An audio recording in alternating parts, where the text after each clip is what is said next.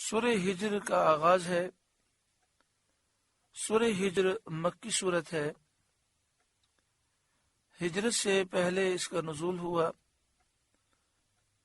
قرآن پاک کی ترتیب کے اعتبار سے اس کا نمبر 15 ہے، اور قرآن پاک نازل ہونے کے اعتبار سے اس کا نمبر 54 ہے، 54 ہے۔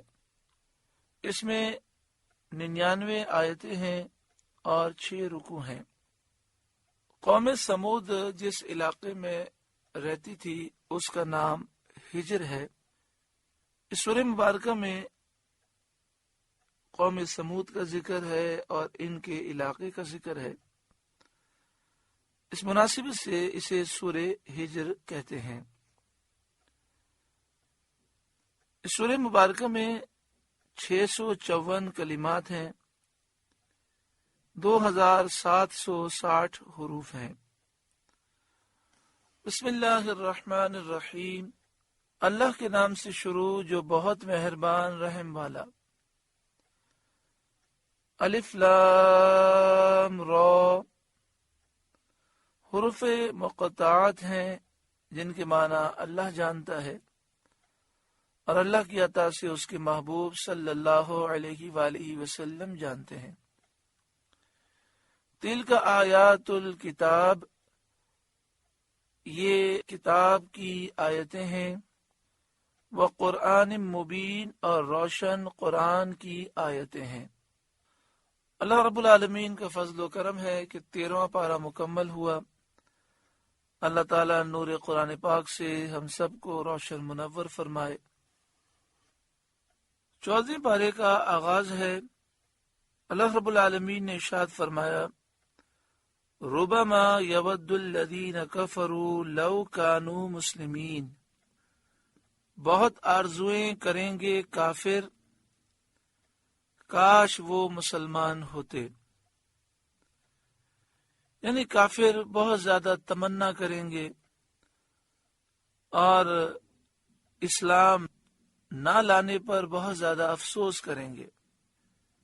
جب نزع کا وقت ہوگا، جب کافروں کی روح نکل رہی ہوگی، تو عذاب دیکھ کر وہ بہت آرزویں کریں گے کاش وہ مسلمان ہوتے،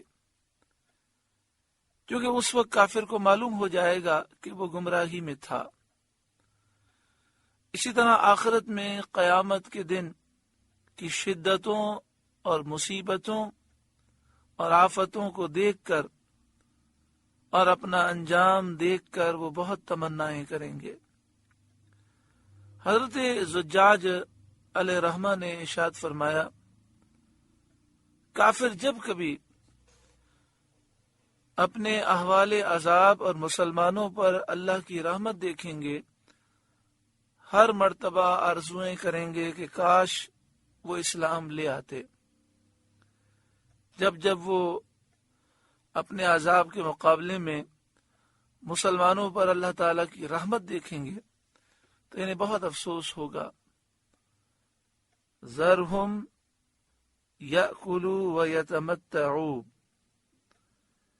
اے محبوب آپ انہیں چھوڑ دیں تاکہ وہ کھائیں اور استعمال کریں، یعنی دنیا کی لذتیں یہ استعمال کریں، کھائیں پیئیں جس طرح جانور کھاتے ہیں۔ وَيُلْهِهِمُ الْأَمَلُ، اور امید انہیں کھیل میں ڈالے، یعنی لمبی زندگی کی امیدیں، نعمتوں لذتوں کی امیدیں جس کے سبب وہ ایمان سے محروم ہیں، وہ امیدیں انہیں کھیل میں ڈالیں، برباد کریں۔ فَسَوْفَ يَعْلَمُونَ، پس ان قریب وہ اپنا انجام جان لیں گے۔ اس میں تنبیہ یہ ہے کہ لمبی امیدوں میں گرفتار ہونا اور دنیا کی لذتوں کی تلاش میں غرق ہو جانا یہ ایماندار کی شان نہیں ہے۔ حضرت علی رضی اللہ تعالی عنہ نے فرمایا، لمبی امیدیں آخرت کو بھلاتی ہیں اور خواہشات کے پیچھے بھاگنا انسان کو حق سے روکتا ہے۔ آج مسلمانوں کا حال ہمارا حال ہمارے سامنے ہے کہ لمبی لمبی امیدیں اور لذتوں کے پیچھے بھاگنے کی وجہ سے ہم نے اپنی زندگی کا اکثر حصہ برباد کر دیا۔ اللہ تعالی ہمیں زندگی کا مقصد حاصل کرنے کی توفیق عطا فرمائے۔ وما اہلکنا من قریۃ الا ولها کتاب معلوم، اور جو بستی ہم نے ہلاک کی اس کا ایک جانا ہوا نوشتہ تھا، یعنی ہر بستی کے ہلاک ہونے کا ایک وقت مقرر تھا جو لوح محفوظ میں لکھا تھا۔ اسی مقررہ وقت پر، معین وقت پر وہ بستی ہلاک ہوئی۔ لہذا کافر اگر یہ سمجھتے ہیں کہ ہم اللہ تعالیٰ کی پکڑ سے باہر ہیں تو وہ ان کی نادانی ہے۔ انہیں ڈھیل اس لیے دی جا رہی ہے کہ ابھی ان کی ہلاکت کا وقت آیا نہیں۔ ما تسبق من امت اجلها وما یستأخرون، کوئی گروہ اپنے وعدے سے نہ آگے بڑھے نہ پیچھے ہٹے، یعنی جب ان کی ہلاکت کا وقت آتا ہے تو ایک سیکنڈ کی بھی پھر مہلت نہیں ملتی۔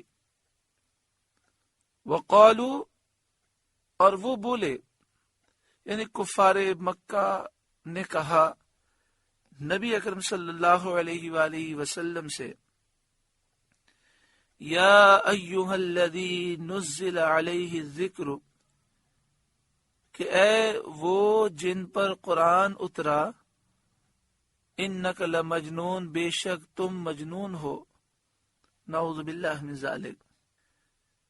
کافروں کا یہ کہنا تمسخر اور استہزاء کے طور پر تھا، یعنی وہ یہ جانتے تھے، حقیقت یہی ہے کہ یہ سچے نبی ہیں، وہ جانتے تھے کہ اللہ نے سب سے زیادہ عقل کامل اپنے محبوب کو عطا فرمائی، وہ حضور کی شان و عظمت کو جانتے تھے، صرف مذاق اڑانے کے لیے وہ اس طرح کہہ رکھے تھے، جیسا کہ فرعون نے حضرت موسیٰ علیہ السلام کی نسبت کہا تھا، ان رسولکم الذی ارسل الیکم لمجنون، بے شک تمہاری طرف جس رسول کو بھیجا گیا وہ ضرور مجنون ہے۔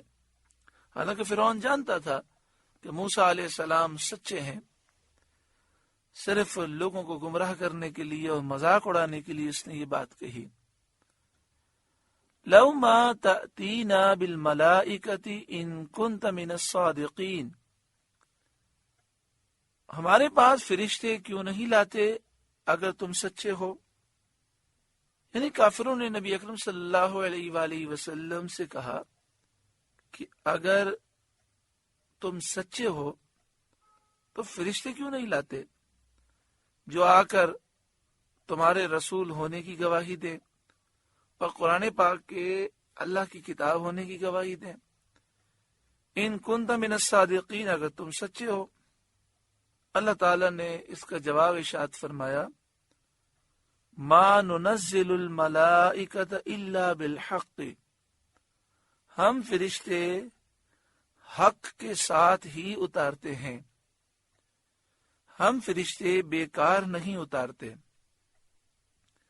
وما كانوا اذا منظرین، اور وہ فرشتے اتریں تو انہیں مہلت نہ ملے۔ یعنی یہ جو کہہ رہے ہیں کہ فرشتے آ کر گواہی دیں، تو فرشتے آ بھی گئے، گواہی دیں گے، پھر بھی یہ نہیں مانیں گے، پھر انہیں مہلت نہ ملے گی، اللہ کا عذاب آ جائے گا۔ تو چونکہ نبی اکرم صلی اللہ علیہ وآلہ وسلم کے صدقے میں انہیں مہلت ملی ہوئی ہے، اس لیے ان کا یہ مطالبہ پورا نہیں کیا جاتا، کیونکہ پھر فرشتے آنے کے بعد یہ جب دیکھ لیں گے اپنی آنکھوں سے، پھر بھی یہ تو ایمان نہیں لائیں گے، تو پھر یہ ہلاک ہو جائیں گے۔ اور نبی اکرم صلی اللہ علیہ وآلہ وسلم کی دعا یہ تھی کہ انہیں مہلت دی جائے تاکہ یہ ہدایت کو سمجھیں۔ آپ سے گزارش ہے کہ قرآن کے اس پیغام کو آگے پہنچا کر ثواب جاریہ حاصل کریں۔